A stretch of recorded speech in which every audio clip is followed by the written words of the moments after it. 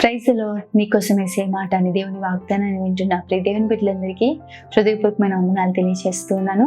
దేవుడు మిమ్మల్ని, మీ కుటుంబాన్ని దీవించి అత్యధికమైన ఆశీర్వాదాన్ని, అత్యధికమైన కృపను ప్రభు మీకు అనుగ్రహించును గాక. ఈ రోజు పరిశుద్ధ గ్రంథం నుంచి కొన్ని మాటలు మనందరం కూడా ధ్యానిద్దాము. యెషయా గ్రంథం 44వ అధ్యాయము 21వ వచనం. నీవు నా సేవకుడివై ఉన్నావు, నేను నిన్ను మరచిపోజాలను. ఆమె నిశ్చయంగా ప్రియ దేవుని బిడ్డ, చాలాసార్లు మన జీవితాల్లో సమస్యలు కలిగినప్పుడు, ఇబ్బందులు వచ్చినప్పుడు, పోరాటాలు వచ్చినప్పుడు మనం అందరం అనుకునేది ఏంటంటే, దేవుడు నన్ను మర్చిపోయాడేమో, దేవుడు నన్ను విడిచిపెట్టాడేమో, దేవుడికి నా పరిస్థితి తెలియదేమో అని చెప్పేసి అనేక సార్లు మనం అనుకుంటూ ఉంటాం. కానీ ప్రభువు ఈరోజు చక్కటి వాగ్దానాన్ని మనకు అనుగ్రహిస్తున్నాడు. ఏంటంటే, నీవు నా సేవకుడు అయి ఉన్నాను, నేను నిన్ను మరచిపోజాలన్నాడు. నిజమే, తల్లి గర్భంలో రూపింపబడక ముందే దేవుడు మనల్ని ఎరిగి ఉన్న దేవుడై ఉన్నాడు. ప్రియ దేవుని బిడ్డ, తన రూపంలో, తన స్వరూపంలో, తన పోలికలతో, తన చేతులతో దేవుడు మనల్ని నిర్మించుకొని ఉన్నాడు.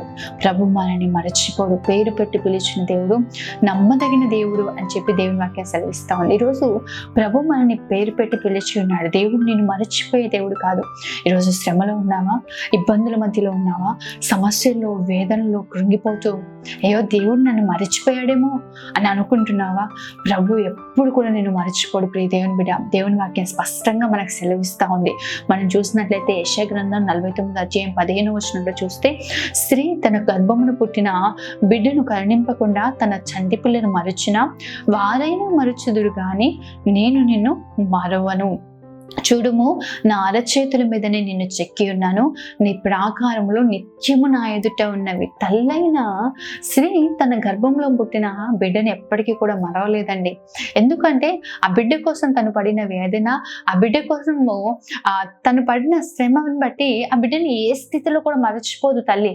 అటువంటి తల్లి కూడా ఒకానొక పరిస్థితి వస్తే మరచిపోతుందేమో, కానీ నేనైతే నిన్ను మరవను అని దేవుడు వాగ్దానం చేస్తున్నాడు. ఎందుకంటే తల్లి కంటే అధికంగా మనల్ని ప్రేమించాడు. తల్లి ద్వారా ఈ లోకంలో మనం ప్రాణం కలిగి ఉన్నాము, కానీ యేసయ్య మన కొరకు ప్రాణం పెట్టి ఉన్న దేవుడు ఆయన.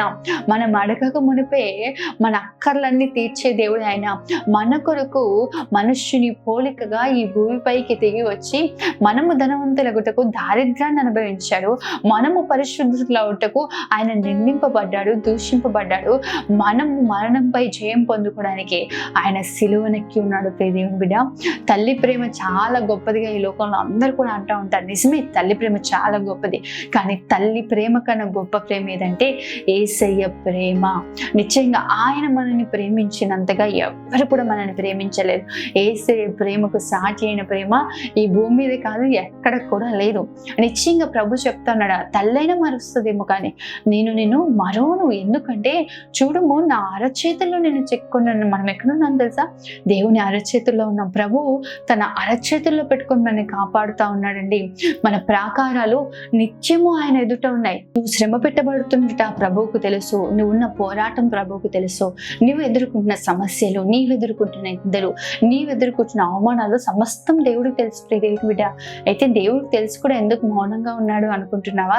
తగిన సమయంలో ప్రభు నీ జీవితంలో అద్భుతం జరిగించబోతున్నాడు. నీవు పడిన నిందకు ప్రతిగా రెట్టింపైన ఘనతను ప్రభు దయచేయబోతున్నాడు. అవమానమునకు ప్రతిగా ఆశీర్వాదాన్ని ప్రభువును కలగ చేయబోతున్నాడు. దుఃఖమునకు ప్రతిగా సంతోషాన్ని ఇవ్వబోతున్నాడు. నీవు శ్రమపడిన ఏండ్ల కొలది దేవుడు నిశ్చయంగా గొప్ప కార్యాలు జరిగించి మిమ్మల్ని తృప్తిపరిచే దేవుడై ఉన్నాడు. అత్యధికమైన దీవెన కలగ చేసే దేవుడై ఉన్నాడు. ఈ రోజు నీ శ్రమ నీ జీవితంలో గొప్ప ఆశీర్వాదాన్ని కలగజేయడానికే కానీ నిన్ను కృంగదీయడానికి కాదు. ప్రియ దేవుని బిడ్డ, ధైర్యం తెచ్చుకొని నిలబడండి. ప్రభు నిన్ను మరచిపోలేదు. దేవుడు నిన్ను మరచిపోయే దేవుడు కాదు. దేవుడు నిన్ను విడిచిపెట్టే దేవుడు కాదు. నిశ్చయంగా ప్రభు చెప్తున్నాడు కదా, నేను నిన్ను మరవను. అదేవిధంగా మనం చూస్తే యెషయా గ్రంథం 43వ అధ్యాయం 1వ వచనం నుంచి మనం చదివితే, అయితే యాకోబు నిన్ను సృజించిన వాడగు యెహోవా, ఇశ్రాయేలు నిన్ను నిర్మించిన వాడు ఇలాగూ సెలవిచ్చుచున్నాడు, నేను నిన్ను విమోచించి ఉన్నాను, భయపడకుము, పేరు పెట్టు నిన్ను పిలిచి ఉన్నాను, నీవు నా సొత్తు.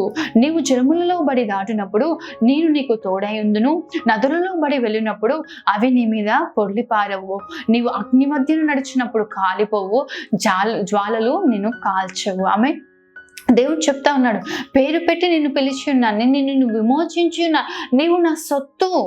దేవుడి వాక్యం స్పష్టంగా సెలవిస్తా ఉందండి. కొరింథీయులకు రాసిన పత్రికలో రాయబడి ఉంటది, మీరు విలువ పెట్టి కొనబడిన వారు, మీరు దేవుని సొత్తైన ప్రజలు. దేవుడు అనేక సార్లు చెప్తా ఉంటారు, మీరు నాకు ప్రజలై ఉంటారు, నేను వారి దేవుడినై ఉంటాను అని చెప్పి. మీరు నా స్వకీయ సంపాద్యమై ఉన్నారు, నా ప్రతిష్ఠిత జనమై ఉన్నారని చెప్పి ప్రభు అనేక సార్లు మాట్లాడుతూ ఉంటాడు. ప్రియ దేవుని బిడ్డ, నిశ్చయంగా ఈరోజు మరలా ప్రభు చెప్తున్నాడు, నేను నిన్ను విమోచించి ఉన్నాను. నిజమే, లోకంలోంచి ప్రభు మనల్ని విమోచించి ఉన్నాడు. అంధకార సంబంధము జీవితం నుంచి, ఆ రాజ్యం నుంచి ప్రభు మనల్ని విమోచించి ఉన్నాడు. అపవాది బంధకాల నుంచి ప్రభు మనల్ని విమోచించి ఉన్నాడు. నిత్య రాజ్య వారసులుగా ఉండడానికి ప్రభు సమస్తము నుండి మనల్ని విమోచించి ఉన్న దేవుడు ఆయన. మనము జలములలో పడి వెళ్ళినా అవి మన మీద పారవు, అగ్నిలో మనం నడిచిన జ్వాలలు మనల్ని కాల్చచాలో. ప్రియ దేవుని బిడ్డ, దేవుడు మనల్ని ఏర్పరచుకొని ఉన్న దేవుడు, దేవుడు మనల్ని పిలుచుకున్న దేవుడు. మనం చూసినట్లయితే ఎఫెసీయులకు రాసిన పత్రికలో కూడా రాయబడి ఉంటుంది, జగత్తు పునాది వేయబడక ముందే క్రీస్తు తన ఉచితమైన కృప ద్వారా మనల్ని తన ప్రేమను బట్టి ఏర్పరచుకొని ఉన్నాడని చెప్పి.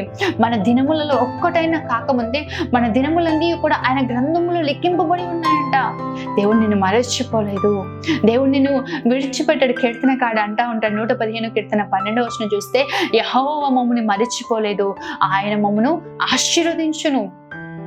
నిశ్చయంగా ప్రియ దేవుని బిడ్డ, దేవుడు నిన్ను మరచిపోలే. ఒకవేళ ఈరోజు దేవునికి వ్యతిరేకంగా నేను వెళ్ళుండొచ్చాము, కానీ దేవుడు నిన్ను విడిచిపెట్టే దేవుడు కాదు. ఎందుకంటే ఆయన నీ కోసం రక్తాన్ని చిందించాడు, ఆయన నీ కోసం ప్రాణం పెట్టి ఉన్నాడు.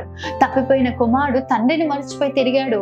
ఎప్పుడు తండ్రి గుర్తొచ్చాడంటే, తనకున్నదంతా కోల్పోయి ఆ పందులకు వేసి ఆ పొట్టు కూడా తినలేని స్థితిలో, అయ్యో నా తండ్రి ఇంట అనేక మంది పనివారికి విస్తారమైన ఆహారం ఉంది, నా తండ్రి ఇంట ఒక పనివాడికైనా నేను ఉంటాను అని చెప్పి తండ్రి యుద్ధకు తిరిగి వచ్చాడు. కానీ తండ్రి ఆ కుమారుడు కొరకు కనిపెట్టుకొని చూస్తా ఉన్నాడంట. తండ్రి కుమారుని మర్చిపోయినట్లుగా మనం చూడలేదండి, కుమారుడు తండ్రిని మర్చిపోయాడు. కానీ ఎప్పుడైతే కుమారుడు తిరిగి తండ్రి యుద్ధకు వచ్చాడో, తిరిగి తన వారసత్వపు హక్కును తండ్రి ఆ కుమారుడికి ఇచ్చి ఉన్నాడు. ఈరోజు ఒకవేళ ప్రభువుకు దూరంగా వెళ్ళిపోయి, ప్రభు నన్ను మర్చిపోయాడేమో, నేను దేవునికి వ్యతిరేకంగా వచ్చేసాను కదా, దేవునికి ఆయాసకరమైన పనులు చేశాను కదా అనుకుంటున్నావు ప్రియ దేవుని బిడ్డ, ఒక్కసారి దేవుని వైపు తిరుగు. నీవు నా తట్టు తిరిగినలా నేను నీ తట్టు తిరుగుతానని ప్రభు వాగ్దానం చేశాడు. మీరు యెహోవా పక్షపు వారైన ఎలా ఆయన మీ పక్షమును దేవుని వాక్యం సెలవిస్తుంది. ప్రభు తట్టు తిరగండి, మారు మనస్సు పొందుకొని దేవుని తట్టు తిరగండి. లోకాశలతో, శరీరీచ్ఛలతో, వ్యసనాలతో బానిసలైపోయి ప్రభువుకు దూరంగా ఇన్ని రోజులు వెళ్ళిపోయారేమో. ఈయలోక దేవత మీ మనోనేత్రాలకు గురుదితనాన్ని కలగజేసి దేవునికి దూరంగా తీసుకొని వెళ్ళిపోయిందేమో, మీ జీవితాన్ని సర్వనాశనం చేసిందేమో. కానీ ఈరోజు ఒక్కసారి ప్రియ దేవుని బిడ్డ, నీవున్న దీన స్థితి నుంచి, నువ్వు పడిన గుంటలోంచి ప్రభు వైపు చేతులెత్తి ప్రార్థించు. ప్రభు నిశ్చయంగా నిన్ను మరిచిపోయే దేవుడు కదా, ఆయన నీ కొరకు ఆశతో కనిపెట్టుకొని ఉన్నాడు, ఆశతో ఎదురు చూసే దేవుడు అయి ఉన్నాడు. యోసేపుని ఐగుప్తులో అందరూ అంటే తన సొంత ఇంటి వారు మర్చిపోయారేమో, కానీ ఐగుప్తులో ఉన్న యోసేపును దేవుడు మరచిపోలేదండి. ఇజ్రాయేలు ప్రజలను దేవుడు మరచిపోలేదండి. ఈరోజు ప్రభు మీతో కూడా మాట్లాడుతున్నాడు, దేవుడు నిన్ను మరచిపోలేదు ప్రియ దేవుని బిడ్డ. దేవుని స్వాస్థ్యమైన ప్రజలు మీరు, దేవుని సొత్తైన ప్రజలు, ఆయన తన స్వరక్తమునిచ్చి విమోచించిన ప్రజలు, తన సొత్తుగా దేవుడు మిమ్మల్ని చేసుకొని ఉన్నాడు. మీ కొరకే ఆయన తన సమస్తాన్ని ధారాళంగా అర్పించి ఉన్నాడు. ఈరోజు ప్రభు నిన్ను మరచిపోలేదు. ధైర్యం తెచ్చుకో, దేవుని తట్టు తిరుగు, దేవుని సన్నిధిలో ఉండు, దేవుని ఇష్టానుసారంగా జీవించు. నీవు కలిగి ఉన్న ప్రతి పరిస్థితి, నువ్వు ఎదుర్కొన్న ప్రతి సమస్య నుంచి, ప్రతి వేదన నుంచి, ప్రతి ఇబ్బందుల నుంచి దేవుడు నిన్ను తప్పిస్తాడు. దేవుడు నీకు స్వాస్థ్యాన్ని అనుగ్రహిస్తాడు, గొప్ప ఆనందాన్ని కలగజేస్తాడు, గొప్ప విడుదలను, గొప్ప విమోచన ప్రభు మీకు కనుగజేస్తాడు. నిశ్చయంగా ధైర్యం తెచ్చుకొని ప్రభు తట్టు తిరగండి. మీ జీవితాల్లో గొప్ప కార్యాలు మీరు చూచుదురుగాక. ఆమె ప్రార్థన చేసుకుందాం. మహోన్నతుడైన తండ్రి, సర్వశక్తి మంత్రుడైన దేవా, నీకే వందనాలు, స్తోత్రాలు ప్రభా. ఎంత అద్భుతమైన రీతిగా ఈరోజు మీరు మాతో మాట్లాడారు ప్రభా. ఈ మాటలన్నిటిని బట్టి నేను ఆమెను స్తుతిస్తున్నాం. నిజమే తండ్రి, నువ్వు మమ్మల్ని మరిచిపోయే దేవుడు కాదు. తల్లి మరిచినా, తండ్రి విడిచినా నేను నిన్ను విడువను ఎడబాయనని వాగ్దానం చేశావు ప్రభా. ఈరోజు తండ్రి, ఈ మాటలు విని ఎంతమంది బిడ్డలైతే నీ తట్టు తిరిగి, నిజమే ప్రభా నువ్వు మమ్మల్ని మర్చిపోవని ఎంతమంది అయితే నీ తట్టు తిరుగుతున్నారు ప్రభా, అందరినీ జ్ఞాపకం చేసుకోండి. వారున్న దీన స్థితిని జ్ఞాపకం చేసుకుని, వారు ఎదుర్కొన్న సమస్యల్ని జ్ఞాపకం చేసుకోండి తండ్రి. నీ కృపను బిడ్డలకు మీరు మెండుగా అనుగ్రహించండి.